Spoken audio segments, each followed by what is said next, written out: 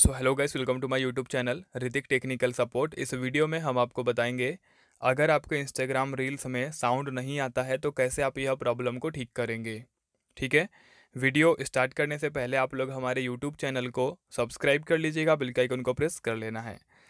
First of all हम अपना Instagram open करेंगे और सबसे पहले आपको ये आइडेंटिफाई कर लेना है कि जो आप लोगों ने रील्स डाला है, ठीक है, उसमें साउंड है या फिर नहीं।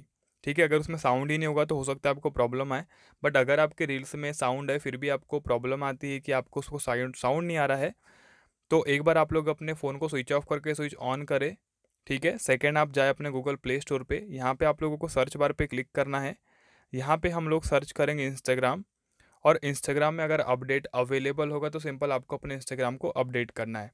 सेकेंड, अगर आपने ये दोनों तरीके यूज़ कर लिया फिर भी आपको रील्स में साउंड नहीं आता है, तो एक बार आप अपने इंस्टाग्राम अकाउंट को लॉग आउट करिएगा। ठीक है, लॉग आउट करने के बाद फिर से इसको रीलॉग इन करिएगा, डेफिनेटली आपकी प्रॉब्लम ठीक हो जाएगी। ठीक है, तो सिंपल आप यह मेथड का यूज़ करिएगा, प्रॉब्लम आपकी फिक्स हो जाएगी। सो टॉपिक इस कवर, मिलते हैं नेक्स्ट वीडियो में। जय माता दी।